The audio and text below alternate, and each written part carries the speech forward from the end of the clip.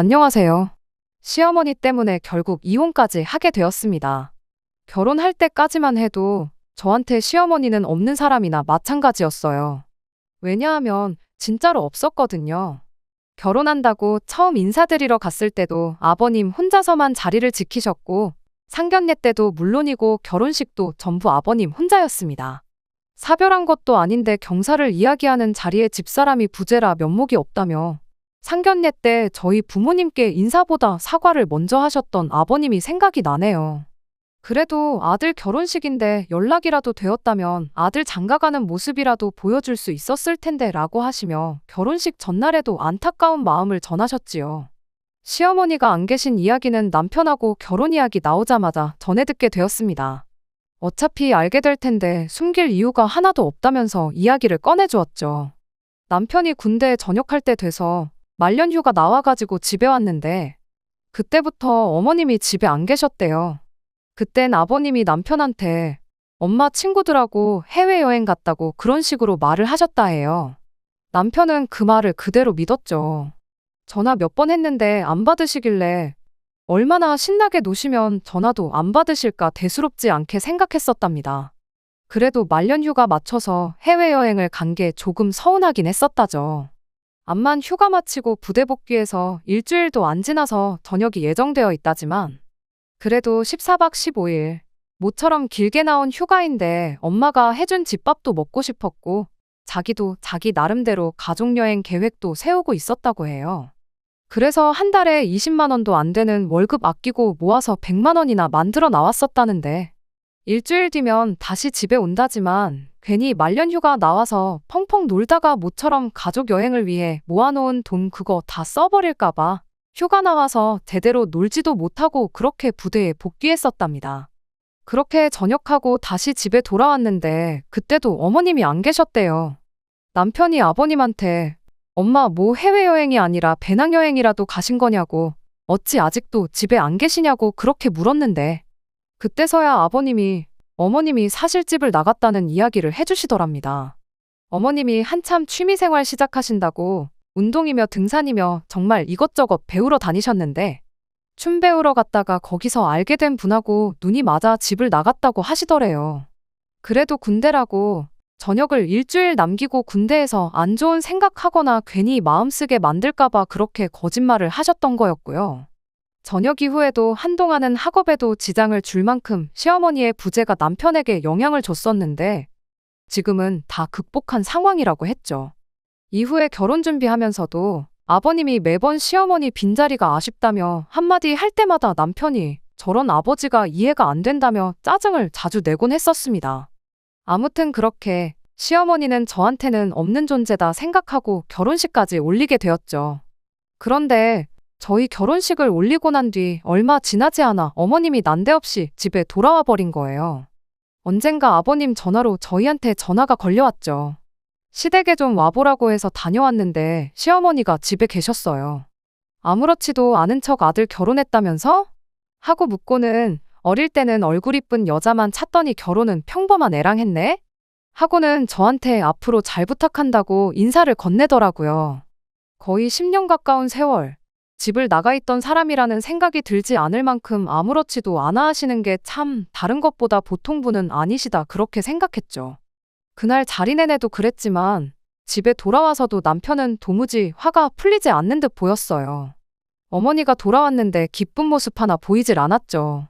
아버지가 왜 엄마를 다시 받아준지 모르겠다 도무지 이해가 안 간다며. 아들한테는 말도 못할 이유로 그렇게 집을 나갔으면 나가서 잘 살던가. 적어도 이런 식으로 다시 돌아오진 말았어야지. 이제 와서 나타나면 누가 기뻐라도 할 줄 알았던 거냐고 하면서 자기 분을 삭히지 못하고 그날 이후로도 이틀 3일을 짜증만 내면서 지냈습니다.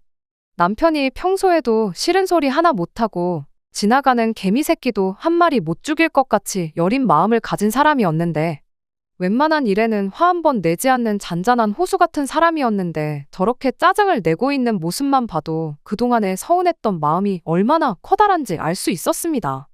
아무튼 제3자나 마찬가지인 제 입장에서 볼 땐 뭐 어디 놀러라도 다녀오신 것처럼 아무렇지도 않게 돌아온 시어머니도 대단했지만 그걸 받아준 아버님도 참 대단하다 싶었어요. 그럴 일은 없겠지만 저희 친정아버지셨다면 다시 가족들 앞에 나타난 순간 여길 어디라고 돌아왔냐고 집에 발도 못 붙이게 하셨을 것 같았거든요. 한편으로는 부부의 연이라는 게 그런 허물도 덮어줄 정도인가. 우리 친정 부모님도 같은 상황이라면 다시 받아주시려나 하는 생각도 들었죠. 아무튼 그렇게 어머님이 돌아오고 나서 몇 주가 지나서였어요. 아버님이 어머님 빼고 저희만 따로 불러서 식사를 했던 적이 있었는데 그때 아버님이 어머님을 다시 받아주신 진짜 이유를 알게 되었습니다. 지금이야 상관없지만 시간 지나면 저희들 사이에서 아이도 생기고 그럴 텐데 당신은 저희 아이를 돌봐줄 자신이 전혀 없어서 그랬던 거라네요. 남편이 어이없어 하면서 당장 생기지도 않은 아이 때문에 그런 결정을 내리신 거냐고. 그리고 요즘 출산율이 바닥이다 뭐다 해서 육아에 대한 복지가 예전같이 나쁘지가 않다고. 누가 부모님한테 아이 맡기냐. 우리들 맞벌이 하는데 사람을 써도 되는 거고 그러는 건데 그런 이유였으면 차라리 우리한테 상이라도 한마디 해주시지 그랬냐며 아버님 말에 엄청 대들었습니다. 아버님은 암만 그래도 살다 보면 네 엄마 도움받을 일이 있을 거라고. 이게 다 니들을 위한 결정이나 마찬가지니 너무 싫어하지 말아라 하면서 단호하게 말을 하셨죠. 말씀은 저희를 걱정하고 신경 쓰니까 내린 결정이라고 하시지만 저 역시 하나도 기쁘거나 감사하지는 않았어요. 왠지 그 말이 당신은 싫었지만 저희들을 위해 어쩔 수 없이 받아준 거다라고 시어머니를 다시 받아준 이유를 저희한테서 찾는 것처럼만 느껴졌었거든요.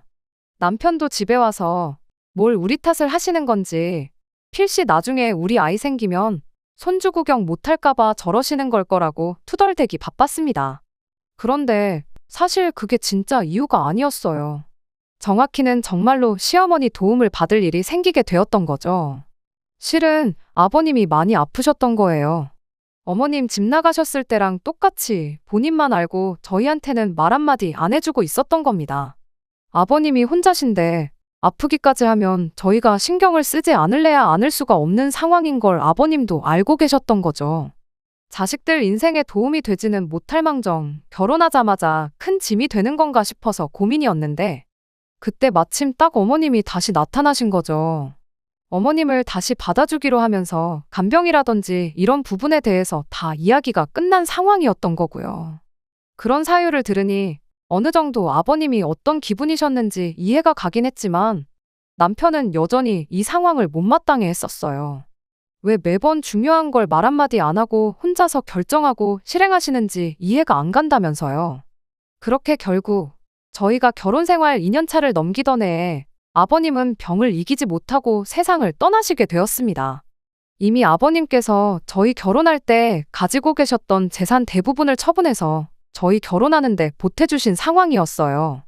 아버님 앞으로 남아있던 재산은 어머님 앞으로 전부 돌아가게 되었지만 덕분에 그게 그렇게 많은 편은 아니었습니다. 남편은 아버님이 돌아가시고 나서 어머님한테 찾아가 이렇게 말을 했어요. 아버지도 돌아가셨고 다시 자유의 몸이 되신 거니 어머니 하고 싶은 대로 사시라고요. 겉으로 듣기에는 어머님 마음 가는 대로 살라는 배려 섞인 말처럼 들렸겠지만 사실 그건 연을 끊자는 소리나 마찬가지였습니다.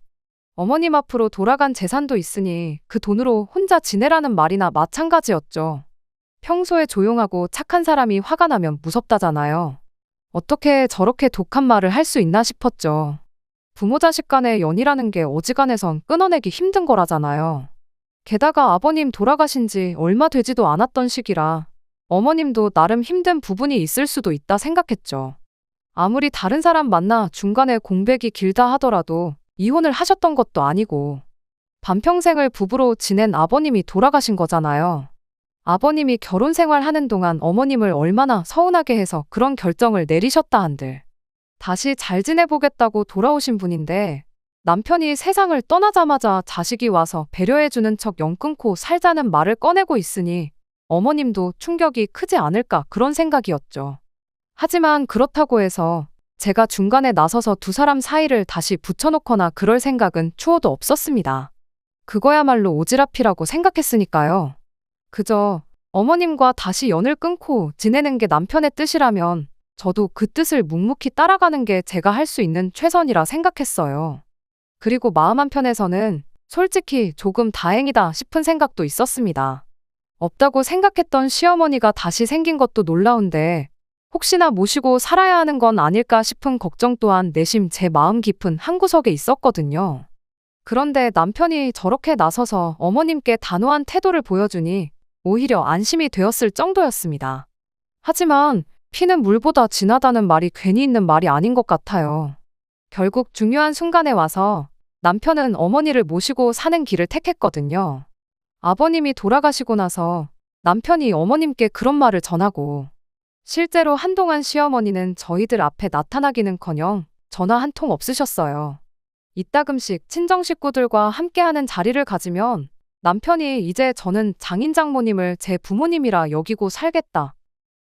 앞으로 자식처럼 효도하겠다는 식의 표현을 자주 했었는데 저희 부모님께 잘하겠다고 그러는 게 고마운 마음도 있었지만 한편으로는 저 사람 마음이 많이 심란하겠구나 싶은 생각도 같이 들었습니다. 아버님은 돌아가셨지만 어머님은 멀쩡히 살아계시는데 자기 입으로 이제 양친이 다 안 계신 거나 마찬가지다 하고 있는 그 마음이 도저히 가늠이 되지 않았죠. 그러던 중 연락 없이 지내던 시어머니가 저희 집에 짐을 싸들고 찾아왔어요. 그날의 일은 아직도 어제 일같이 생생히 기억이 나네요. 아버님 돌아가시고 그렇게 거의 반년 가까이 시어머니하고는 연락도 한 통 없이 지냈었어요.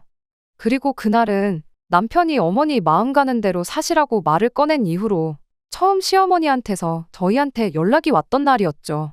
아침에 회사 막 출근해서 일을 하고 있는데 저한테 전화가 한 통 걸려왔어요. 시어머니한테서 온 전화인 걸 확인했는데 그때는 일부러 받지 않았습니다. 반년 동안 연락이 없으셨던 분이니 뭐 전화를 실수로 잘못 걸었던 건 아닐까 생각했었어요. 암만 잘못 건 전화라 할지라도 전화를 받는 게 당연한 매너일 수도 있겠지만 말씀드렸다시피 이미 반년 동안 연락을 하지 않았다 보니 어떻게 전화를 받아야 할지 무슨 이야기를 해야 할지 생각해보니까 막막한 거예요. 무슨 이야기를 하시려나 어떤 이야기를 해야 하나 혼자서 머릿속으로 예상 시나리오를 쓰고 그러고 있었는데 다행히 그런 고민하던 중 전화가 그냥 끊어졌어요. 정말 실수로 잘못 전화를 거셨나 보다 그렇게 넘겼고 그렇게 회사에서 예정되어 있던 팀 회의가 시작되었죠. 그런데 한참 회의가 진행되고 있는 와중에 다시 시어머니한테 전화가 걸려왔어요. 보통 전화를 2번 연속으로 잘못 거는 일은 없잖아요? 시간차가 있긴 했지만 다시 전화가 걸려온 걸로 봐서 진짜로 저한테 어떤 용건이 있어서 전화를 하신 거구나 싶더라고요. 어차피 회의 중이기도 했고 혹시나 싶은 마음에 같은 실수를 2번 하신 건 아닌가 생각하고 진짜로 잘못 걸린 전화이길 기대하면서 또 전화를 무시했습니다. 그런데 이번엔 먼저 걸려왔었던 전화와는 다르게 전화가 끊기자마자 곧바로 다시 시어머니한테서 전화가 걸려오더군요. 하지만 한참 회의가 진행 중인 상황에 제가 전화를 받겠다고 자리를 비우기도 뭐한 상황이었지요. 결국 그렇게 전화를 무음으로 돌려놓고 핸드폰도 뒤집어 놓고 애써 시어머니 전화를 무시했습니다. 회의는 그날 점심시간 직전까지 이어졌어요. 회의 끝나고 팀원들끼리 같이 해서 바로 점심 식사를 하러 나갔다 보니 정신도 없었죠. 제 핸드폰을 확인할 수 있었던 건 식당에 도착하고 나서였습니다. 핸드폰 화면을 보니 시어머니한테서 걸려왔던 부재중 전화가 수십 통이 넘게 걸려와 있었던 거예요. 보니까 톡도 수십 개가 와 있길래 톡부터 확인했더니 시어머니가 집 비밀번호가 뭐냐고 묻는 질문이 전부였어요.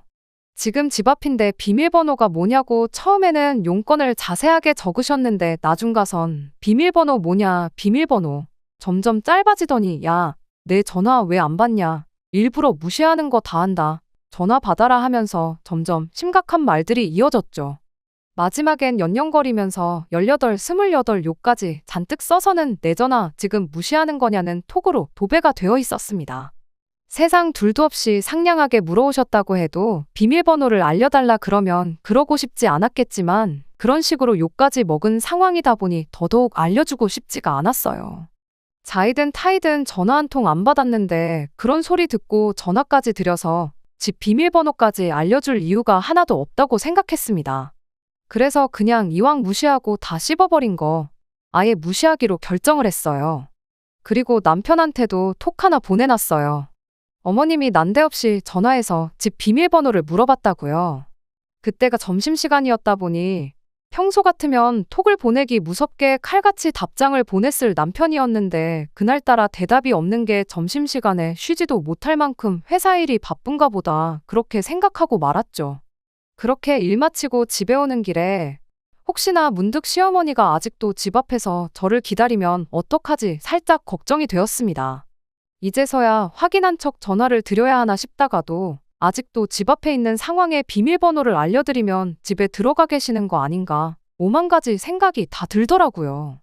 결국 시어머니한테 그 어떤 연락도 하지 않고 집에 도착을 했어요. 엘리베이터 문이 열릴 때 얼마나 긴장이 되는지 가슴이 다 콩닥콩닥거리는 소리가 제 귀에 다 들릴 지경이었습니다. 하지만 다행히 집 앞에 아무도 없었어요. 안심하고 현관문 열고 집에 들어왔는데 현관문 열자마자 깜짝 놀라서 저도 모르게 소리를 다 질렀습니다. 시어머니가 이미 집 안에 들어와 있었거든요. 마치 이 집이 당신 집인 것 마냥 거실 바닥에 떡하니 옆으로 기대 누워선 TV를 보고 있었어요. 문 열리는 소리에 고개를 살짝 돌려서 제가 들어온 걸 확인하고는 너는 왜 애가 전화를 안 받냐고 짜증부터 내더군요. 묻는 말에 대답은 안 하고 시어머니한테 대번에 집에는 어떻게 들어오셨냐고 물어봤어요. 시어머니가 뭘 어떻게 들어오냐고 문 따고 들어왔지 한마디 하더니 이 집이 뭐 네 혼자 사는 집이냐고 내 자식도 사는 집인데 당신이 들어오려면 못 들어올 게 어디 있겠냐는 겁니다. 그러곤 지난 일 가지고 나도 며느리랑 기싸움 하기는 싫고 배고픈데 저녁이나 차려보라고 한마디 하고는 다시 고개를 까딱 돌려서 TV를 다시 보기 시작했죠. 그제서야 평소에도 칼같이 제 톡에 답장을 해주던 남편이 아무 답장도 없었던 이유가 뭔지 알겠더라고요.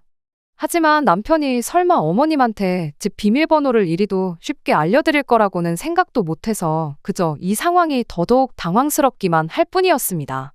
밥이나 차려오라는 시어머니 말을 뒤로 한 채 그 길로 방으로 들어가 남편한테 전화를 걸었어요. 남편이 제가 퇴근해서 이 상황을 모두 알고 전화를 했다는 걸 눈치챈 건지 이번엔 전화 걸기가 무섭게 바로 전화를 받더라고요. 아무 말 한마디 안 했는데 대번에 저한테 미안하다고 회사 일 때문에 정신없는데 자꾸 전화하는 통에 어쩔 수 없이 알려드릴 수밖에 없었다고 거기에 제가 전화를 안 받는다며 제 욕까지 하셨다는데 달리 방법이 없었대요. 이미 들어와 버린 사람을 내쫓아버릴 수도 없으니 일단은 알겠다고 했습니다. 그렇게 전화를 끊었는데 시어머니가 방문을 벌컥 열고는 너는 밥을 주방에서 차려야지 안방에서 차리냐며 또 싫은 소리를 쏟아내기 시작했어요. 정말 환장하겠더라고요. 일단 시어머니한테 남편도 오는 길이라고 하고 지금 집에 먹을 것도 뭐 없다고 일단 나가서 식사하자고 했어요. 그리고 옷을 갈아입으려 옷방에 들어갔더니 한숨밖에 나오지 않대요. 이미 시어머니가 커다란 가방 2개의 짐을 잔뜩 싸오셔서는 저희 옷방 한 구석에 당신 짐까지 다 풀어놓은 상황이었어요. 이게 그냥 놀러 오신 게 아니라는 건 그것만 봐도 알 수 있었죠. 이윽고 남편이 퇴근해서 집에 돌아오게 되었고 그 길로 바로 식사부터 하자고 시어머니를 데리고 나가 밖에서 식사를 했습니다. 식사하면서 남편하고 제가 조심스럽게 물어봤어요. 난데없이 저희 집에는 어쩐 일로 오신 거냐고요. 시어머니는 세상당당하게 대답하셨죠. 짐 싸들고 온 거 보면 모르겠냐고 니들하고 같이 살러 온 거라면서 말입니다. 남편도 시어머니가 비밀번호를 알려달라길래 잠깐 지나가다 들른 걸 줄 알았었나 봐요. 같이 살러 왔다는 말에 쏘스라치게 놀라가지고는 한마디 하더라고요. 왜 멀쩡한 집 냅두고 저희랑 같이 살려고 하시냐면서요. 그런데 이어진 시어머니 말이 아주 충격적이었습니다. 집은 진작에 날려먹었다는 거예요. 뭘 어떻게 해야지 그 얼마 안 되는 사이에 집을 날려먹는가 했더니 아버님 돌아가시고 나서 그 아저씨를 아예 집으로 불렀다는 거예요. 한참 춤출 때 만나가지고 같이 집 나갔던 그 아저씨를요. 알고 보니 다시 돌아온 이유도 한참 그렇게 둘이 거진 10년 세월을 부부처럼 한 집에 살다가 그 아저씨가 돈이 떨어지자 도망 나온 거였답니다. 그런데 이제 다시 집도 생기고 얼마나마 돈도 생겼으니 그걸 못 참고 그 아저씨를 집으로 불러들인 거예요. 그런데 또 막상 둘이 살기에는 넉넉한 돈이 아니었잖아요. 그래서 그 돈 어떻게 불려보겠다고 둘이서 집 팔고 전 재산 들고 강원도에 노름하러 여정길에 올랐던 겁니다. 거기서 방 하나 구해서 매일같이 노름하다가 집 한 돈에 아버님이 남겨둔 돈 홀랑 다 날려먹고 그대로 거기에 싸들고 간 짐 챙겨서 저희 집으로 찾아온 거였습니다. 차라리 뭐 사기를 당해서 쫄딱 말아먹었다는 거짓말이라도 하시지. 아무리 솔직한 게 최고라고 해도 저건 너무 심하지 않나 싶었어요. 설마 오갈 곳 없는 당신을 길거리에 나앉게 할 거냐면서 큰 소리를 치시는데 뭐 얼마나 불쌍한 상황이라고 저리 당당하게 말을 하시는 건지 어이가 없어서 저도 남편도 더 이상 말을 잇지 못하고 있었습니다. 그렇게 식사 마치고 나와 집에 걸어가는데 당당하게 자기 집에 돌아가는 것 마냥 앞장서서 걷는 시어머니 뒤를 따라 걷고 있자니 정말 오만 가지 생각이 다 들더라고요. 반년 만에 노름으로 전 재산 날린 걸 무용담처럼 당당하게 이야기하시는 것도 대단했지만 저러다 정말 우리 집에 눌러앉아 버리는 건 아닌지 그게 가장 큰 걱정거리였죠. 그래도 남편을 믿었어요. 암만 시어머니한테 비밀번호를 알려준 게 남편이라지만 회사에서 일하는데 쉬지 않고 전화하는 시어머니가 부담스러워서 어쩔 수 없었을 거 아닌가 하는 생각이 들었죠. 무엇보다 어머님이 관련된 문제에 있어서만큼은 물렁하게 대처하는 아버님이 문제라고 늘 이야기를 했었고 이후에도 어머님한테만큼은 단호하게 나왔었으니까요. 아버님 돌아가시고 나서 어머니 하고 싶은 대로 하시라고 연 끊고 지내자는 듯이 먼저 말을 꺼냈던 것도 남편이었기에 이 문제도 어련히 알아서 해결해 놓겠지 그렇게 믿었습니다. 제 옆을 따라 걷고 있던 남편은 집에 가는 길 내내 아무 말이 없었는데 나름 자기도 가장 좋은 해결책을 찾아낸다고 생각이 많은 거구나 싶어서 일부러 말 한마디 하지 않았어요. 그렇게 집에 도착했는데 거기서 또 한 번 어이가 없는 상황이 펼쳐졌지요.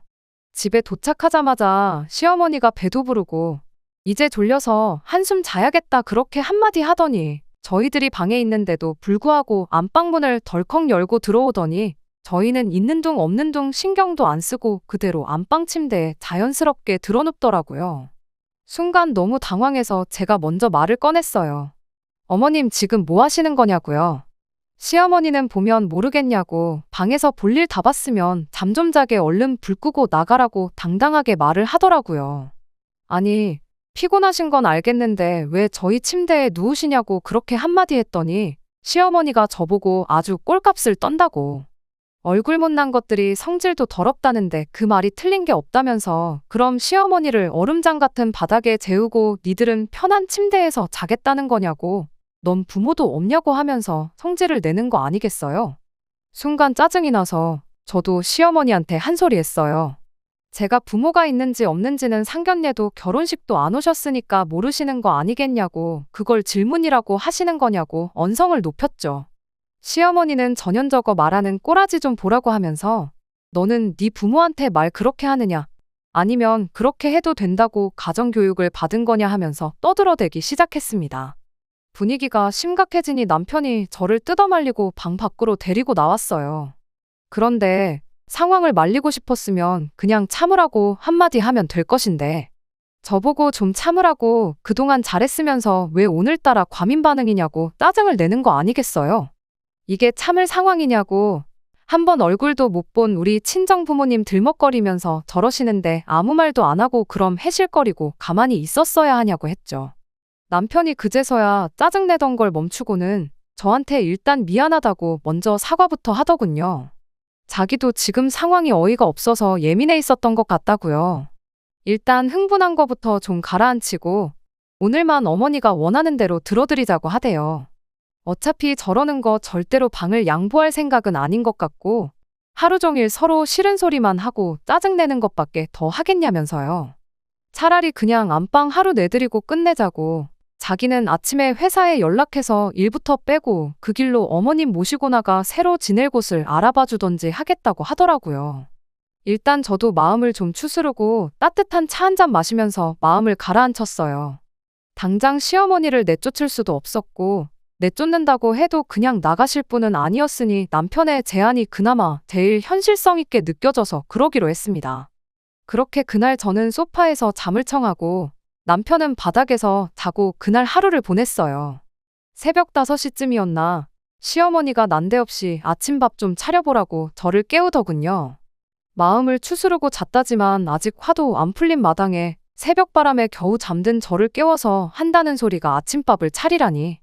시어머니가 매너를 안 지키는데 저도 예의고 뭐고 갖출 이유가 없다고 생각해서 툭 던지듯 한마디 했습니다. 냉장고에 반찬 있고 밥솥에 전날 아침에 해놓은 밥 있으니까 알아서 드시라고 말하고 그대로 다시 잠을 청하려고 들어누웠죠. 그랬더니 시어머니가 지금 시어머니한테 전날 지어놓은 밥을 먹일 생각이냐고 한마디 하더니 혹시 너 내 아들한테도 이딴 식으로 아침밥을 차려주냐 한마디 하시대요. 그래서 그 말에도 한마디 대답해드렸죠. 어머님도 적어도 10년은 안 차려준 아들 아침밥을 왜 저한테 바라시냐고요. 이참에 오랜만에 아들 아침밥이나 직접 챙겨주시면 되겠다고 그렇게 시어머니랑 한마디씩 주고받고 있었는데 남편이 그 소리를 듣고 잠에서 깼는지 깜짝 놀라 일어나대요. 그래도 이번엔 제가 아니라 시어머니를 뜯어서 데려가더군요. 남편이 어떻게 설명을 잘한 건지 한 5분 있다가 시어머니가 주방으로 들어가길래 결국엔 직접 챙겨주려나 보다 생각하고 그대로 다시 잠을 청했습니다. 시어머니는 덜그럭덜그럭 누가 봐도 저 자는 걸 방해하려고 그러는 게 다 티가 날 만큼 주방 집기를 죄다 부숴버릴 기세로 온갖 소음을 일으키기 시작했어요. 결국 잠은 다 잤구나 싶어서 그대로 저는 출근 준비하고 평소보다 2시간 이른 시간에 집을 나섰습니다. 나가면서 남편한테 전날 저녁에 이야기한 대로 상황 좀 제대로 정리 좀 해달라고 부탁하고 말이죠. 너무 일찍 도착해서 회사 근처 카페에서 시간을 때우다 가야 했어요. 그래도 또 기다리면서 따뜻한 차 한 잔 마시고 심호흡 좀 했더니 기분이 많이 가라앉아서 다행이었죠. 아침에 마인드 컨트롤을 잘했던 탓일까 남편이 알아서 잘 처리할 거라 믿었고 회사에서는 시어머니랑 있던 일 하나도 신경 안 쓰고 일에 집중할 수 있었습니다. 그렇게 퇴근하고 집에 들어왔는데 집 앞부터 청국장 냄새가 진동을 하고 있더라고요. 옆집에서 끓여 먹는 건가 하고 생각했는데 현관문 열고 들어오니 남편이 식탁에 앉아있고 시어머니가 주방에서 청국장을 끓이고 있었습니다. 순간 멍해서 이게 무슨 상황인가 싶었죠. 남편은 그런 저를 보더니 애써 모르는 척 고개를 숙이고 있었고 제가 들어온 걸 알게 된 시어머니는 너는 어떻게 된 애가 남편이 좋아하는 음식을 고작 집에서 냄새난다는 이유로 한 번을 안 해줄 수가 있냐면서 마누라는 맞냐고 한마디 하시더군요. 그러더니 내 아들 먹으라고 한 거지 네 먹으라고 해놓은 거 아니니까 너는 저녁 먹으려거든 나가서 혼자 먹던가 우리 아들 식사 다 끝나면 네 혼자 네 먹을 거 해먹던가 하라고 하는 거 아니겠나요? 순간 그 길로 남편 팔을 잡아채서 방으로 끌고 들어왔어요. 시어머니가 중간에 방해 못하게 문도 잠궈버리고 남편한테 한마디 쏟아냈죠. 해결하겠다고 큰소리 칠 때는 언제고 지금 이게 무슨 상황이냐고. 입이 있으면 설명 좀 해보라고요. 그랬더니 남편이 거의 울기 직전의 표정으로 울먹거리면서 이대로 당분간만 시어머니랑 함께 지내면 안 되겠냐고 오히려 되묻는 거 아니겠어요? 아침에 엄마가 차려준 밥을 먹으니 옛날에 가족들이 단란하게 지내던 것도 생각이 나고 이래저래 고민이 되었다나요. 아버지 돌아가시고 자기가 그렇게 모질게 대했는데 그런데도 우리 집에 이렇게 찾아오신 거 보면 오죽 답이 없었으면 그러셨겠냐며. 당장 돈 한 푼 없는 분이 어디 가서 무슨 방을 구하시겠냐고. 차라리 우리 집에 당분간만 모시고 살면서 어머님이 직장 구하고 방을 구해나갈 돈을 어느 정도 모으실 때까지 기다려주면 안 되겠냐 하는 거예요. 어이가 없어서 잘도 일자리 구해서 혼자 지내실 능력이 되는 분이셨으면 진작에 여기 찾아올 일 없이 잘 지내셨을 거라고. 나는 단 하루도 더 같이 있고 싶지 않으니 모시고 싶으면 너 혼자 모셔라 하고 한마디 강하게 쏘아붙였어요. 그랬더니 남편이 저보고 너무하다고 하더군요. 어머니까지 안 계시면 자기는 완전히 고아라고. 저런 상태에 어머니를 내쫓아서 어머니가 잘못되기라도 한다면 자기는 평생 저를 원망하면서 살 거라는 거 아니겠어요?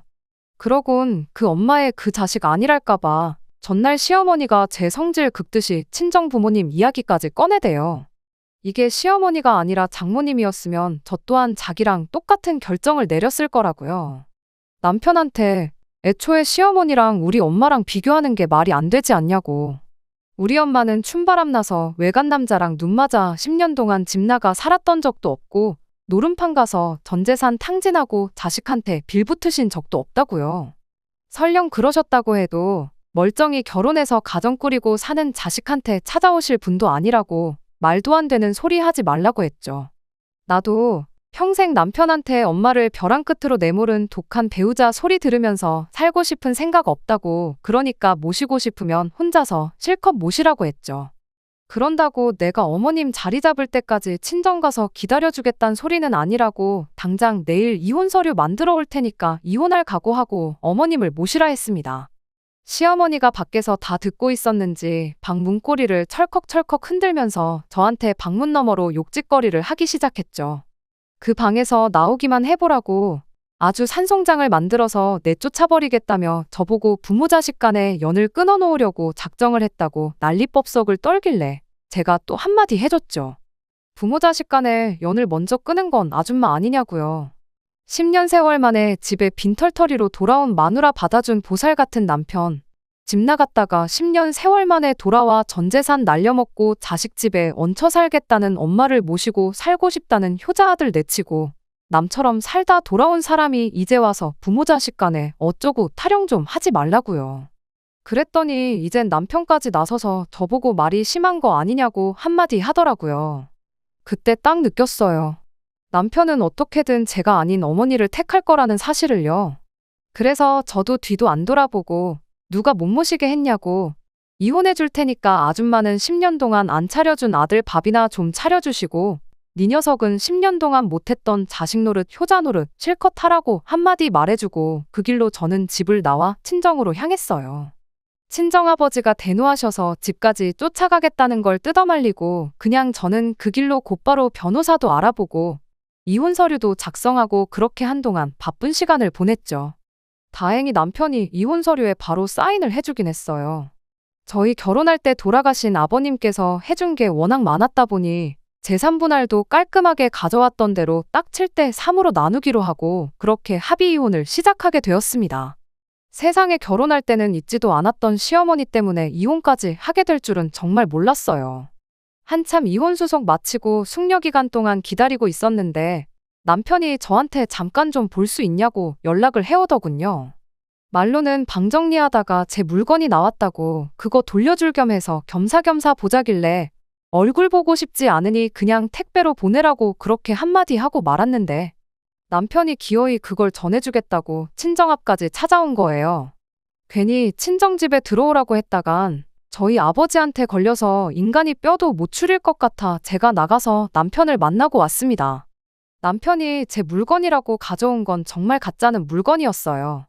결혼할 때 커플 잠옷이라고 같이 맞춘 잠옷이었는데 일부러 두고 온 거라고 가져갈 생각 없고 친정집 아파트 경비실 근처에 헌옷수거함 있으니 집에 갈 때 거기서 알아서 버리고 가라고 그렇게 한마디 했죠.